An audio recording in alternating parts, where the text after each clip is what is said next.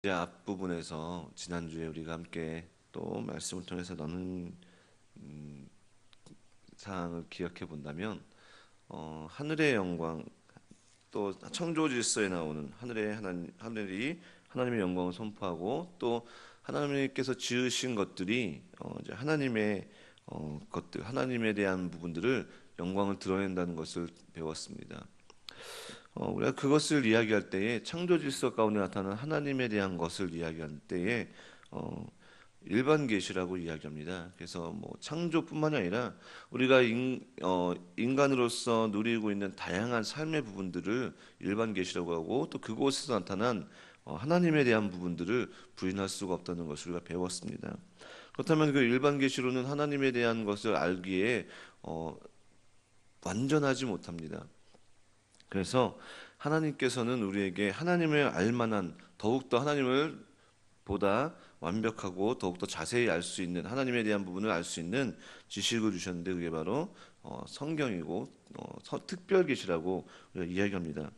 그래서 소요리 문답에서 보면은요 제1문이 하나님을 인간의 목적이 하나님을 영원토록 영화롭게 하고 영원토록 그를 즐거워하는 것이라고 이야기하고 이 문에서는 이렇게 이야기합니다. 하나님을 영원토록 즐거워하고 영화롭게 하고 즐거워하기 위해서 우리에게 주신 것이 무엇이냐라고 이야기할 때에 유일한 규칙은 바로 하나님의 말씀, 성경이다라고 이야기하는 것이죠.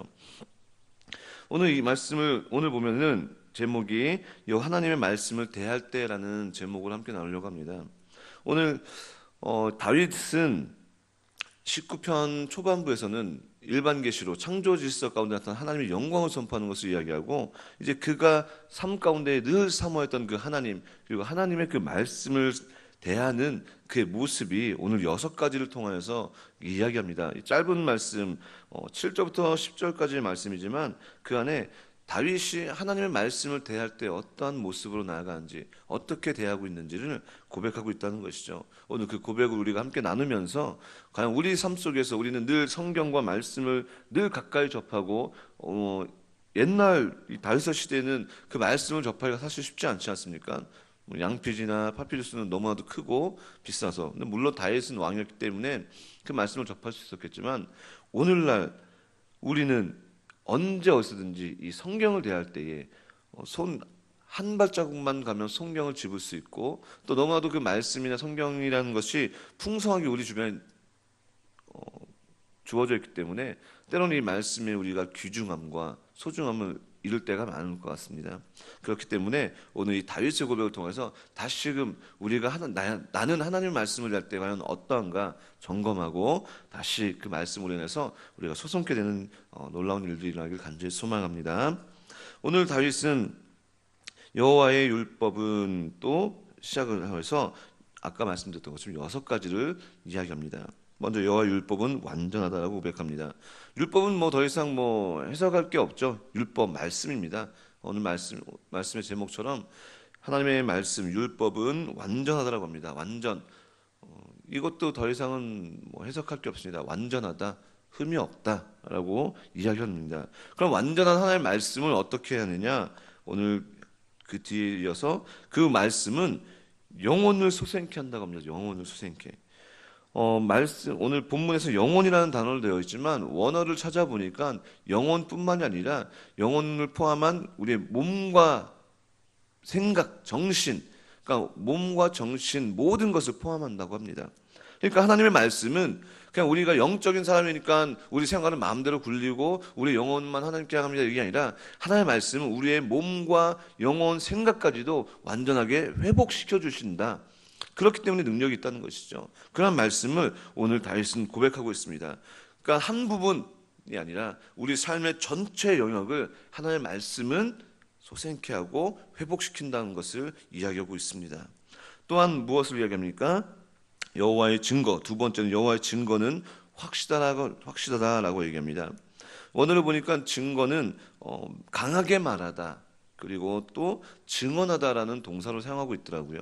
그럼 이게 무엇일까? 하나님의 관점에서 증거하고 강하게 말하는 것은 무엇이겠습니까? 하나님의 언약입니다. 하나님의 말씀. 하나님은 이 성경 속에서 꾸준히 이야기하는 게 무엇입니까? 하나님은 예수라는 그 그리스도를 보내시기 위한 약속의 책이죠. 약속의 책. 그 약속은 어떡하다고요? 확실하다라고 이야기합니다. 마찬가지로 확실하다도 선명하다, 또 그리고 의지할 만하다라는 것을 이야기합니다. 결국 우리가 하나의 말씀을 대할 때에 첫 번째로는 여호와의 율법은 완전하다고 배웠고, 또 여호와의 증거, 그의 언약은 확실하다. 하나님의 약속이 불분명하고 불투명하면 우리의 믿음은 흔들릴 때가 많을 것입니다. 그러나 우리는 분명히 알고 있습니다. 하나님의 약속은 완전하시고 확실하십니다. 그 약속의 확실함의 성취를 누가 하셨습니까? 바로 우리 주 예수 그리스도께서 확실하게 자신의 몸을 내어주시면서 하나님의 약속이 이렇게 신실하다는 것을 우리에게 알려주셨습니다. 그래서 우리는 그 약속을 믿을 만하고, 또 오늘 말씀 보니까 그 말씀은 어리석은 자들조차도 지혜롭게 한다고 합니다. 그러니까 하나의 말씀은 우리의 영혼의 문제뿐만 아니라 앞서서 말씀드렸던 것처럼 우리의 삶의 모든 부분까지 하나님께서 인도하신다는 것을 다윗은 강력하게 이야기하고 있습니다. 세 번째로는 하나님의 말씀을 어떻게 이야기합니까? 여호와의 교훈은 정직하다라고 이야기합니다. 정직하다, 정결하다. 오늘 18장 시편 18편 말씀에 거기서도 오늘 본문과 같이 비슷한 말씀이 나옵니다. 그래서 이렇게 이야기합니다. 하나님의 도는 완전하고 여호와의 말씀은 정미하니라고 이렇게 표현합니다. 그러니까 다윗은 이런 표현을 시편에서 굉장히 자주 합니다. 그러니까 그가 얼마나 하나님의 말씀을 대할 때에 확고한 믿음과 확고한 그의 삶에 주관이 있었는지를 보여주는 것이죠. 그는 하나님의 말씀을 대할 때에 정미하다, 정결하다라고 고백합니다. 흠잡을 데가 없다라고 이야기하는 것이죠. 흠잡을 데가 없다. 또한 어떻게 이야기합니까? 여호와의 계명은 마찬가지로 말씀이죠. 계명은 순결하다라고 얘기합니다. 순결하다. 그 순결함, 계속 다윗은 하나님의 말씀이 확실하고, 그리고 또 완전하고, 또 정결하고, 지금 말씀에서는 또 순결한 표현을 해서 그 말씀이 어떤 것에 오염되지 않고 완전함을 계속 고백하고 있습니다. 그런 순결한 하나님의 말씀은 어떻게 이야기합니까? 눈을 밝게 한다고 합니다. 여기서 눈을 밝게 한다는 것은 하나님께서 그 말씀을 통해서 우리가 인간으로서 살아갈 때에 죄의 선악을 구분할 수 있게, 결국 우리의 선악을 구분하는 가장 중요한 기준은 무엇입니까? 말씀입니다. 말씀. 물론 우리가 하나님께서 일반 계시로 주신 양심과 또 우리가 인간 도리라는 것을 가지고 있지만, 더 중요한 것은 하나님의 말씀에 잇대어 살아가는 것, 하나님의 말씀이 우리 삶의 기준이 되어서 그 말씀을 따라 살아가는 것이 중요하고, 그것이 우리 눈을 밝게 하는 줄 믿습니다. 또한 하나님의 말씀을 어떻게 고백하고 있습니까? 다섯 번째, 여호와의 도로 이야기합니다. 여호와의 도는 정결하다라고 얘기합니다. 마찬가지죠. 여호와의 도는 하나님의 섭리, 또 하나님의 말씀이 이 책에 섭리가 이 책에 담겨져 있지 않습니까? 섭리, 이끄심, 계획을 이야기합니다. 그것이 정결하다라고 이야기하고, 마지막 여섯 번째로 이렇게 얘기합니다. 여호와의 규례는 확실하여 다 의롭다라고 고백하고 있습니다. 오늘 지금 짧은 시간 다윗이 하나님의 말씀에 대한 부분을 대할 때에 우리는 그가 얼마나 하나님의 말씀을 사모한지를 우리는 느꼈을 수 있을 겁니다. 저도 이 말씀을 준비하면서 짧은 말씀이지만 정말 다윗은 정말 하나님의 말씀을 너무나도 신실하게 그 말씀을 정말 사랑하는 사람이었구나라는 것이 느껴졌습니다. 그는 여기서 나오는 율법, 그리고 또 증거, 또 교훈, 계명, 도, 규례, 이런 부분들을 이야기하면서 다윗은 어렸을 때부터 하나님을 사모하는 모습이 우리는 잘 알고 있습니다. 그가 얼마나 하나님을 의지했고 하나님을 붙잡고 하나님의 약속을 따라 살아가는지를 우리는 잘 배웠습니다.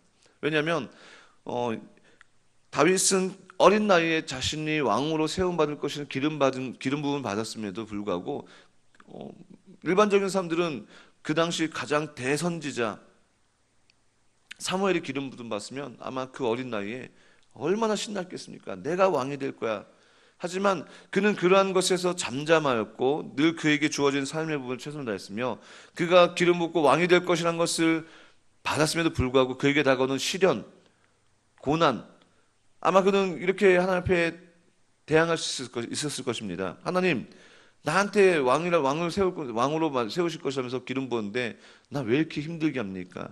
나 왜 이렇게 사울 왕에서 쫓겨다녀야 됩니까? 왜 계속 나의 삶 가운데 죽을 고비를 넘겨야 됩니까? 이런 반문을 할 수가 있겠지만 그는 성경에서 원망을 한 적이 하나도 없고 오히려 하나님의 약속과 말씀을 붙잡고 살아간 것을 볼 수가 있습니다.